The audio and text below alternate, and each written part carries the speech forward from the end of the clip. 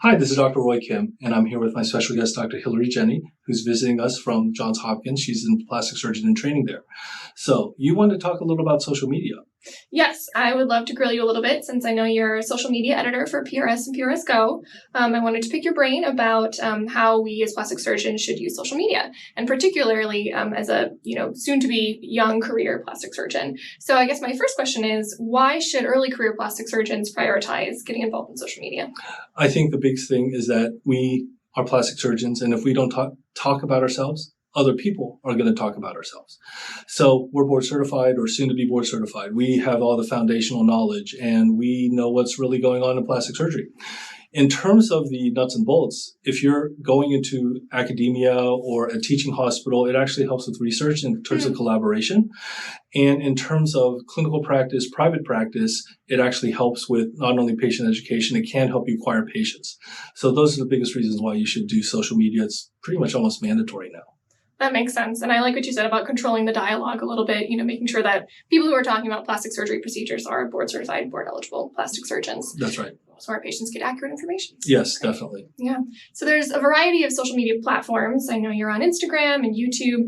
Can you speak a bit about the different platforms and then what you use each one for? Yes. So I initially got started on Twitter and Instagram, and what I've realized over the past year or two is that I need to pivot towards longer form content, specifically YouTube. YouTube, yes, the videos actually shockingly take a long time to create, including a 5 or 10 minute video.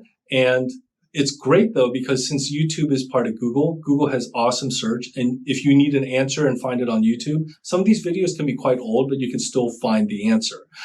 The algorithms for Twitter, for Instagram, for TikTok, even Facebook, it's very hard to find a good answer that's older. The algorithm and the software really wants a newer, good answer.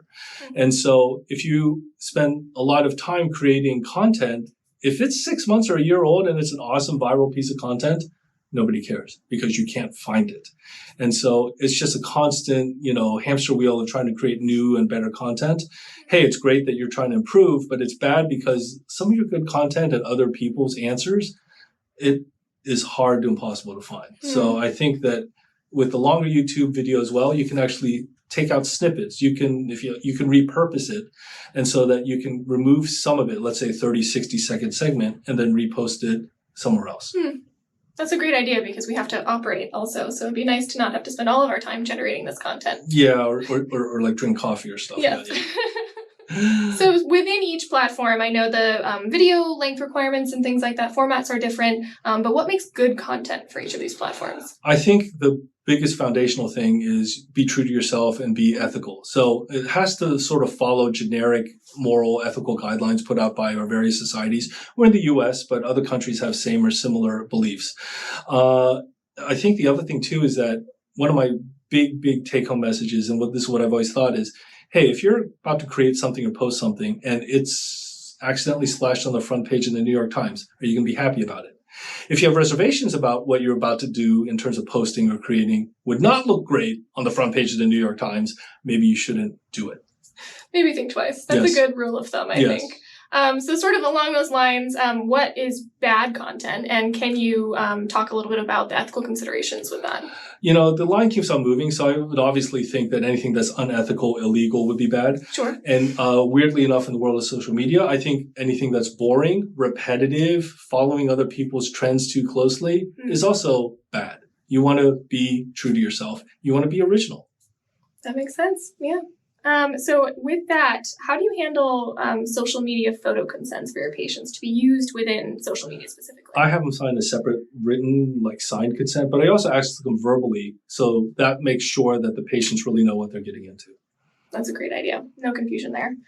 So then last question would be, how do you actually create this content? So we know our platforms, we know generally what content is good.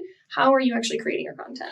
I think we need more. So if it's photos, you can't just post a photo. You have to tweak it a little. I'm not talking about before and after photos. I'm talking about maybe a photo of you in the operating room. You could color tweak it, you can photo edit it so it's a little more vibrant. If you post one photo, that's not enough. You need more. You need more photos. You need 5, 10 photos, honestly, or a collage. Video is the way to go. So video is definitely more because it requires more effort. And, you know, your inner cinematographer, videographer wishes that you had back in junior high school to make movies, just unleash them because you have to create more video. You have to edit it. You have to splice it together. You can have a different musical background. You can actually have voiceovers. You can have special effects. So all those things are actually important for interesting, engaging content. That's great. So it seems like social media is here to stay, Yes. both in our society as well as within plastic surgery. What do you think are the next steps or sort of the next frontier that we'll move into with social media with plastics? I think the next step are video guidelines for before and after images, because we're already showing behind the scenes in terms of video. We don't really have strong guidelines on what's appropriate for video before and video after. I do think that we're going to come with guidelines and angles that are appropriate for that. For now, anyway, it is hard to have consumer viral videos that are deep fakes. We've all seen them on social media or the internet, but we can still sort of tell it's a deep fake.